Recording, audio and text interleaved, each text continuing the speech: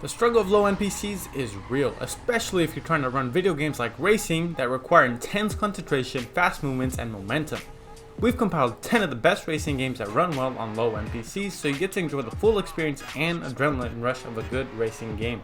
Number 10, Colin McRae Rally 5. Colin McRae Rally is one of those solid, reliable series. You know every new game is good and is an improvement of the previous. In Colin McRae Rally 5, you compete in 70 rallies in over 9 countries. The modes are various and challenging. There's a career mode that has you starting as a low-ranked driver in club leagues and rising up to eventually compete with the Colin McRae. A challenge mode is where you race in single stages or multi-stage rallies, and the most thrilling one is a championship mode, during which you play as Colin McRae himself in the World Championship. In racing games, it's the small stuff that matters, and this game pays attention to the details. When you're driving one of the 30 plus cars available, you get the feeling that the car is weighty and not floaty at all. It slams powerfully when you crash it, and paint scratches show on the car to reveal the damage. You feel every bump and uneven paths in the track, especially if you're playing in the UK and Greece stages. Number 9, Midnight Club 2. Find a rival from the Midnight Club, flash your high beam at them to raise your challenge. Then stay on their tail through traffic and difficult streets until you've proven your worth. The driver will then challenge you to a race across the city, with checkpoints to indicate your destination. Since it is illegal racing, there are absolutely no rules. Find shortcuts, jump off ramps, race through anything that can give you an advantage. The cities in the game are Los Angeles, which is where you start as a rookie in the illegal street racing syndicate. The game also features cities like Paris and Tokyo. The graphics and details in the city are pretty good considering it was released in 2003. There's the primary career mode with a basic car, but you'll progress eventually to earn cool abilities like propping your car up on 2 wheels, controlling it mid-air, and lots of cool extra tricks. If you're not feeling up to intense races, there are other modes like arcade which allow you to cruise around the city or race your friends in the multiplayer option. Number 8, Grid 2. All the Grid games are good, but this list is more focused on what runs best on low-end PCs. Grid 2 is the perfect mix between simulation racing and arcade and includes the best of both worlds from each. Your ultimate goal is to win enough races and unlock enough cars to reach the World Series. Starting out, you race across gorgeous locations through Europe, North America, and Asia. You want to get enough buzz around you to earn fans, which will then convince drivers to join you in the World Series. One of the best features of Grid 2 is an event called Live Routes. The game creates a dynamic map drawn from 6 different tracks. There's a special thrill in playing live routes as you never know what's coming. Number 7, Richard Burns Rally. Richard Burns Rally has been described as many great things. Unforgiving is the first word that comes to mind. Relentless, notoriously hard, even scary, but most of all, extremely satisfying. It's also one of those games that have a loyal fan base, and that's impressive considering it's over 16 years old. So what makes up Richard Burns Rally? And why is it so difficult? The answer is physics. Cold and true realistic physics. Throughout the 36 courses and with 8 cars to choose from, you have to deal with the unfriendly environment, the dynamic weather, and mastering the controls for a realistic physics engine.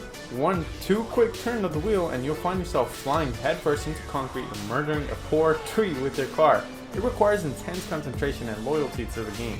In the voice of Richard Burns, you'll get a tutorial at the start that explains how rallies work. Be sure to listen to your navigator as his advice can mean life or death. Number 6, Moto GP3, Ultimate Racing Technology. For a bit of variety, we have Moto GP3. It's still racing, but it's with badass motorcycles. Design your rider character, choose your favorite bike and leathers, and even cooler, create your own logo to paint against your bike. At the start, you have only 12 out of the 41 bikes available with manufacturers like Honda, Suzuki, Yamaha, and Kawasaki. In career mode, before you start any competitive racing action, you have a chance to drive a few laps around the course to experiment. Once that's done, there's a qualifying round during which you have 10 minutes to achieve the fastest lap you can. Based on this, your position for the actual race will be determined. You have 16 races in this mode, all with different challenges and weather. It's very difficult with the AI-controlled rivals' aggressive opponents. Then you have the extreme mode, which has you racing around the world in stunning countries with 16 courses. In the end, you access 16 new bikes. Grand Prix mode is one of the most exciting, where you get to race elite riders on the real Moto GP tracks. Number 5, Burnout Paradise. Burnout Paradise takes place in an open world city called Paradise City. Get to the racing part at your leisure. Explore a little if you feel like it, but the true fun is in the fast action. Through winning and completing events, you'll eventually have access to the 70 plus cars in the game. They're divided into 3 classes: Stunt, which we'll get back to later, Speed, and Aggression. Burnout Paradise has what's called a Showtime mode, which is almost the same as the previous part's very popular Crash mode. In Showtime, which you can start at any time you like, you win points for wrecking your car for the longest time possible.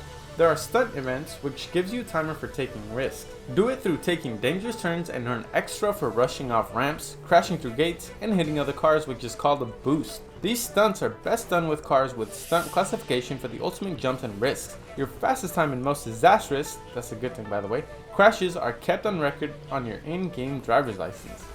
Number 4, Flat Out 2. Fast-paced races, high risks, and vengeful drivers, and award-winning physics are a few of what makes Flat Out 2 both awesome on its own and better than the original. It's mostly largely associated with what is affectionately called ragdoll physics, which is basically when you're hurtled out of the car if you crash. Sometimes it's an actual objective to shoot yourself out of the car, with the goal to knock down bowling pins or to fly through on-fire hoops. Race through cities, fields, woods, canals, and other tracks. The game will lure you into a sense of safety with nice and cushy tracks, then furiously throw you into sharp turns while blasting Radiohead. There are 3 car classes: Derby, Race, and Street. While racing, you're competed against 7 drivers. They're your average generic AIs, but they seem to grow personalities as the race continues. You'll know them by car and swear their names when they race past you. Like so many other racing games, being destructive is encouraged. Flat Out 2 succeeds in constantly keeping things interesting despite being released in 2006.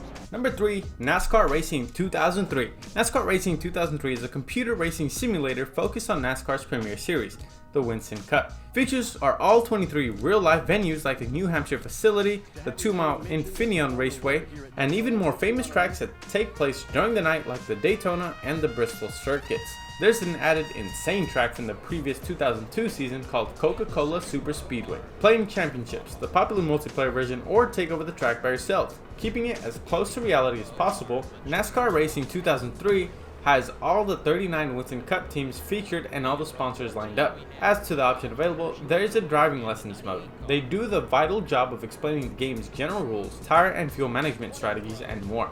All the lessons will pay off when you get to the actual racing bit with your very own stock car. Again, why NASCAR Racing 2003 is so widely praised is because of its superb marksmanship regarding the cars. They're powerful and give you control. It's a real tragedy that Papyrus stopped making simulations anymore.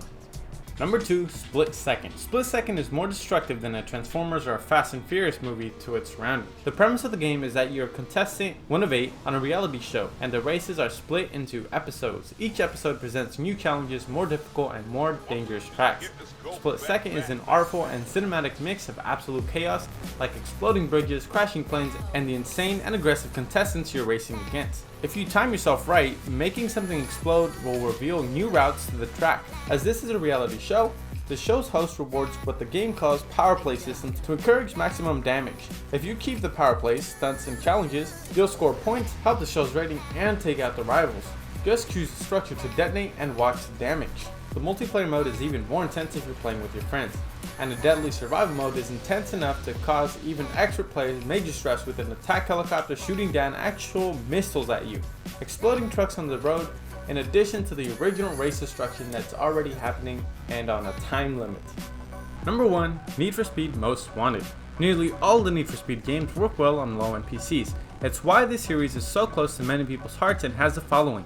We picked 2012's Most Wanted because it's one of the best. Doesn't it feel good to be bad? Most Wanted has you actively working to become the Most Wanted. It rewards you for breaking the rules, leaving speed meters in the dust of your tires, and generally antagonizing the police. It's one of the best racing games because it doesn't just have racing tracks and one mission, it's an open world, one with detailed graphics and freedom to explore every nook and cranny.